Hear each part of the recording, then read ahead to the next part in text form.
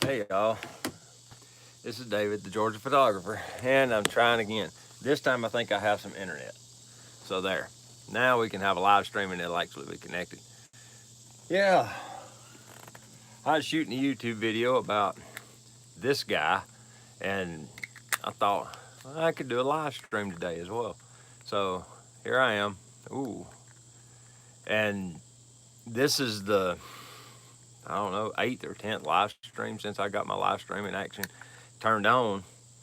And I see that I want to do them like earlier in the day some as well as the evening ones.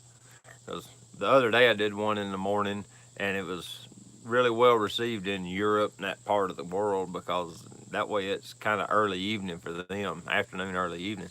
But but yeah, I was shooting around with this 50 millimeter. This is the 50 mil f1.4 Minolta and getting some test images for a review.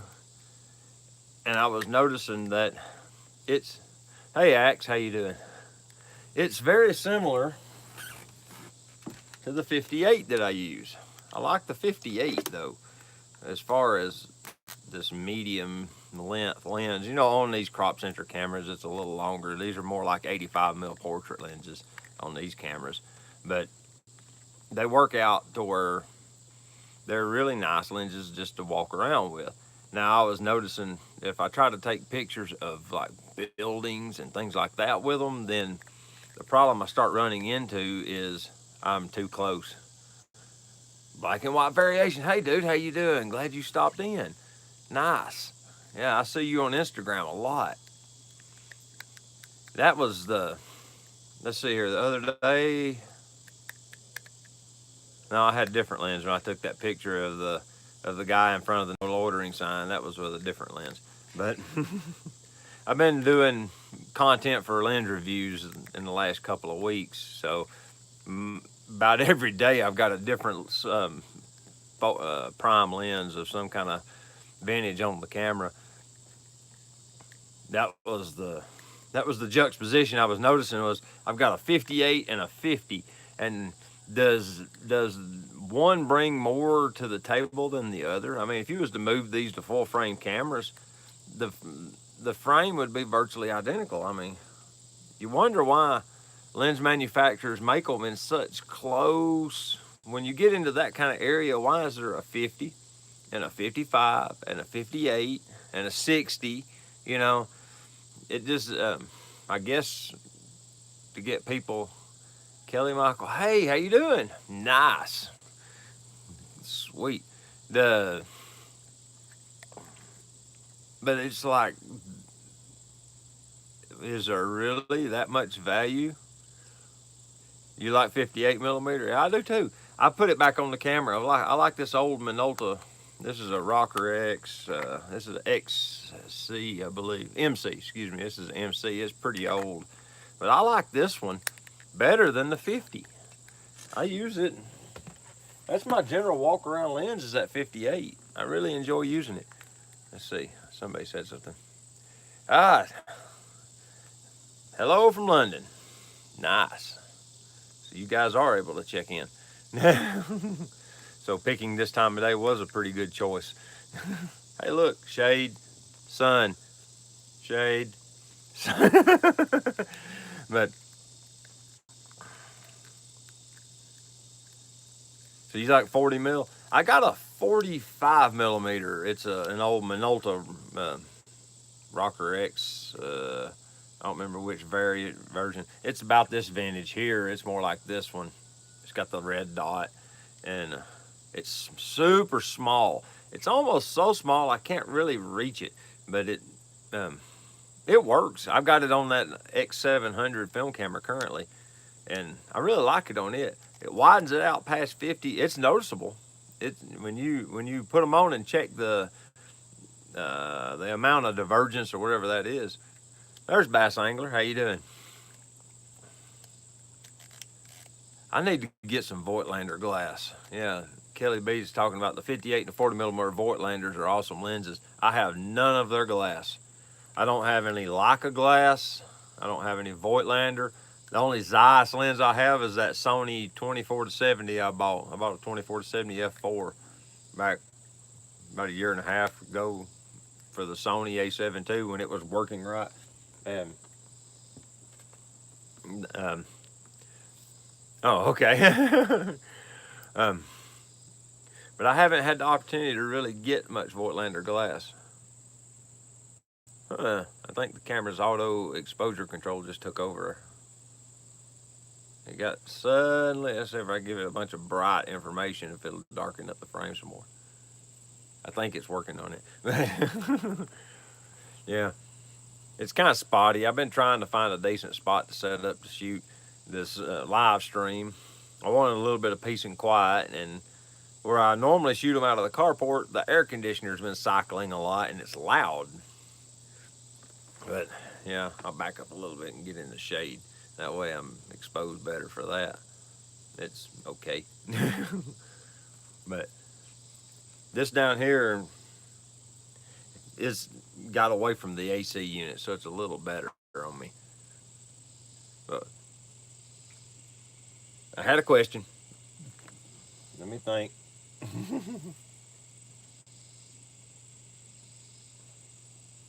What size? That's what it was.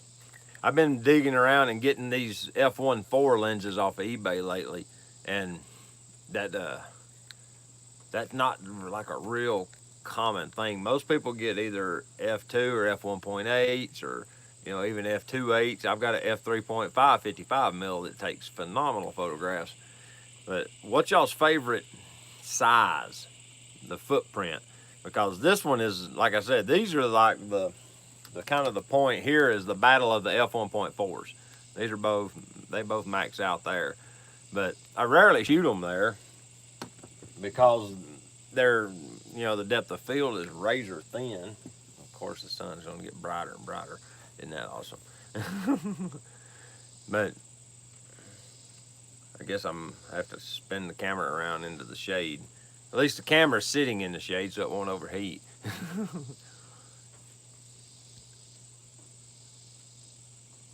58 millimeter Voigtlander on the Nikon. All right, I'll have to definitely check into that. Save up and get one. I'm kind of really wanting that 50 to 140 telephoto for the Fuji. I don't really have any long glasses, autofocuses, and I shoot enough with it. I really want to get something like that does autofocuses. It'd just be a big help, especially shooting those rock climbing events. So it says. At least it's not a new Sony, so it doesn't burst into flames.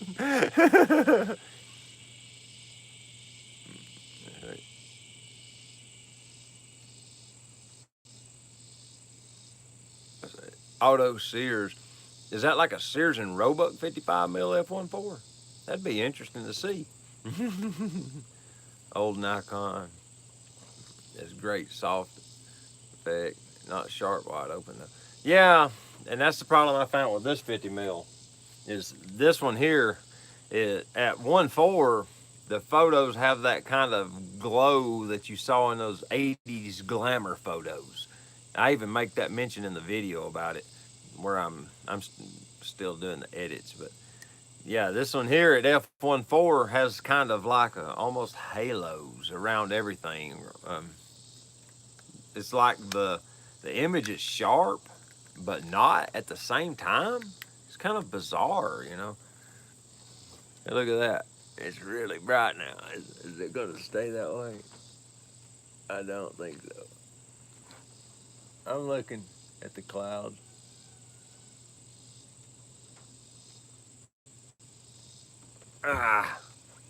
Stupid sun's changing up on me.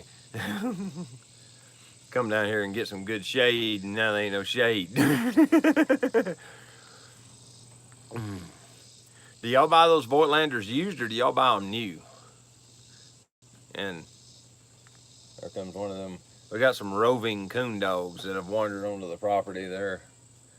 I believe the neighbors up the holler here have them on them, and one of them's wandering around over here, just out of camera shot. Let's see. Let y'all see. Oh, what have I done here? There we go. There, now. Let's see. Buy them used.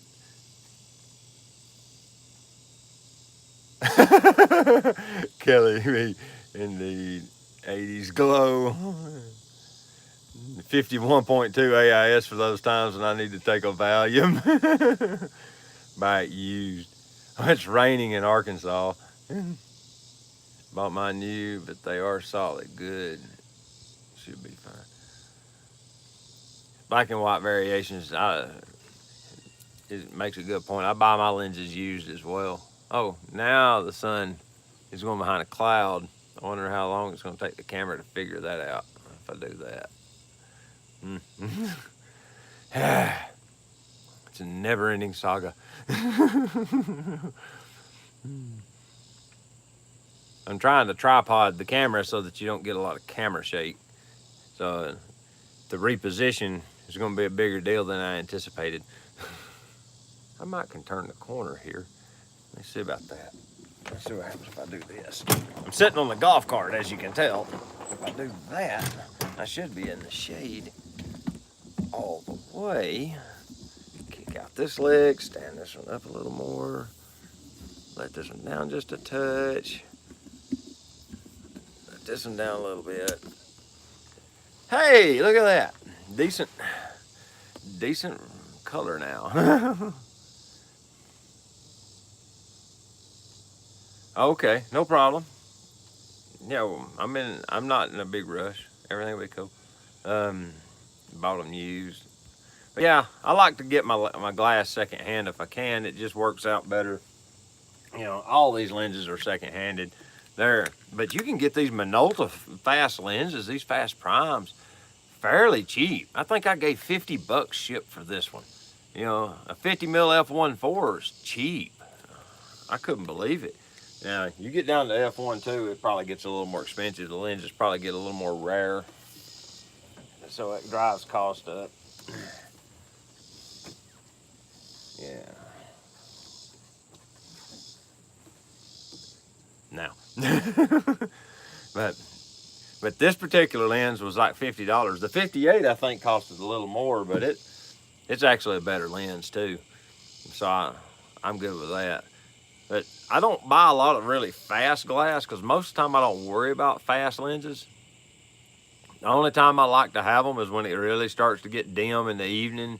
You know, you're walking around in the city and the sun's set, you know, and you got that period of time where it's not really dark enough for all the street lights to come on, but it's dark enough that you're shooting at ISO 6400 to get a decent exposure. It's nice to have that f1.4 at that point because then at least you can get a little bit more reasonable ISO performance. But yeah, and I seem to be doing that too. I bought some used cameras. Mike, let's hear, Mike's logged in. He says, I've got the old Minolta 45mm f2, the 51.4. Does look like a special effect at 1.4. And the Tacomer 55 f2, all old stuff. Can't choose which one I like better. Yeah, I've got the 45 f2, and it's small. That's what I like about it. It's light, but it's almost too small. Fortunately on the Fuji, you know, with the spacer, it moves it out enough I can reach it without it being in the way. Now, I also run the battery grip, so, you know, this sits on my hand and I can still reach the focus ring. It sits in a pocket right here on my palm, and I'm able to reach the focus ring. So it kind of, so I can actually hold the whole camera just like that. That works for me, just like this. And with that 45, it's compressed a little bit, but I can still use it on here. But if I put it on like the film cameras, they're okay because they don't have the battery grip. But if it seems like it starts to interfere some. Like I put my hand in front of the lens, I get one of my fingers in front of an element, you know. It just seems like it's too small, you know.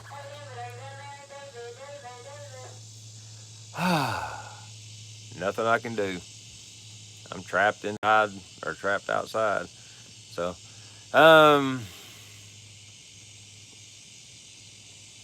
She's hollering for me and I can't answer her.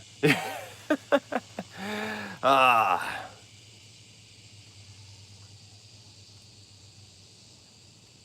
It's a lot of loud talking up there. Yeah, I do like the F.